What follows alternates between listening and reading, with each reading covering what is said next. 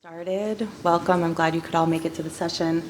I'm Dana Compton. I'm a senior consulting associate with KWF Consulting. I'm thrilled to be moderating this session about knowledge integration, breaking down information silos, and delivering useful content to members. From our perspective at KWF, we hear more and more from our clients that this is an area of interest. I think there are a lot of good reasons for that. I know our panelists will speak to their organizational motivators.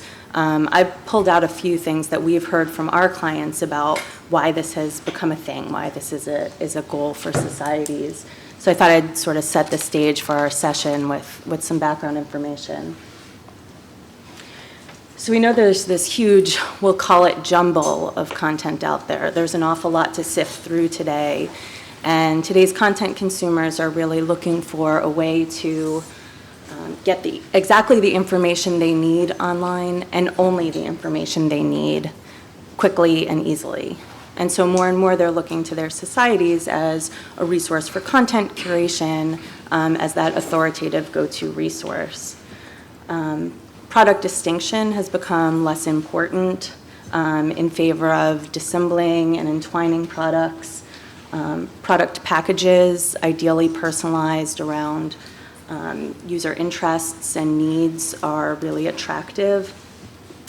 And creating communities around subspecialty content, organizing content by topic as opposed to type, and breaking through the traditional publication boundaries is a common goal that we hear from society clients. At the same time, societies are looking at ways to retain their member base and also grow their membership. And so traditionally, the society journal title, receipt of the journal, was always ranked as a top member benefit. And of course, this is still important, particularly with membership renewal decisions, and still an attractive benefit. But I think arguably journals are beginning to fall somewhat from their traditional place at the top of the pile. Users are gaining access more and more via their institutions. They may be going to open access titles. They may not care quite as much where their title is coming from. They're potentially title agnostic. And so their member subscription, while still important, is maybe not as crucial as it once was. And in many fields, member print is also by and large disappearing.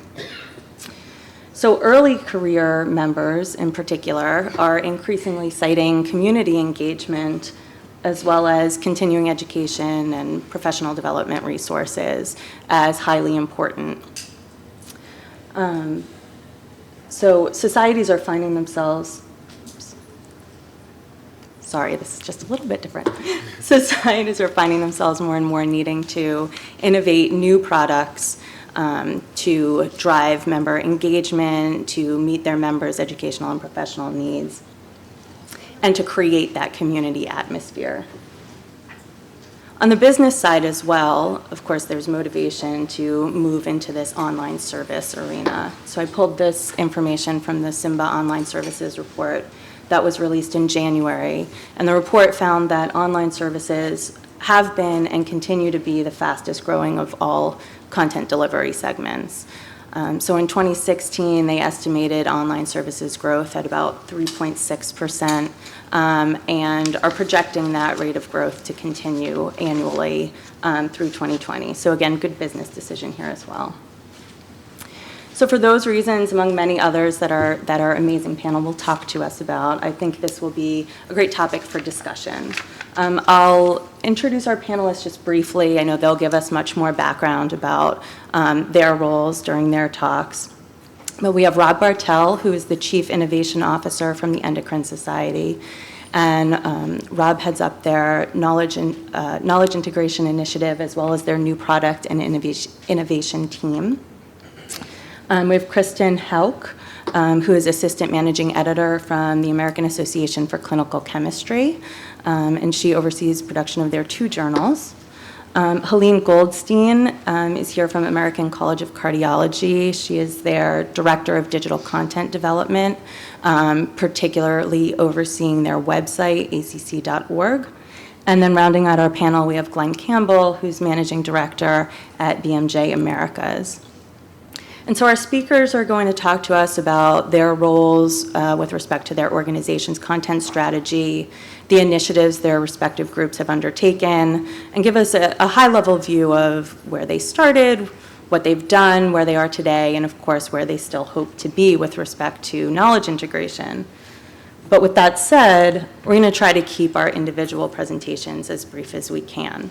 We're going to go a little meta, and we're going to embrace the community engagement aspect that we're talking about, and open up the latter half of our session to Q&A and open discussion, hitting on the key areas of knowledge integration that we've been able to identify and discuss as a panel. So we'll talk, of course, about content strategy, digital strategy. We'll get into a little bit of governance and organizational structure at the society and how that's impacted. And then we'll look into the future. So how is this impacting business strategy, new product development, and the like? So a lot to cover, and we'll let Rob get started and take it away.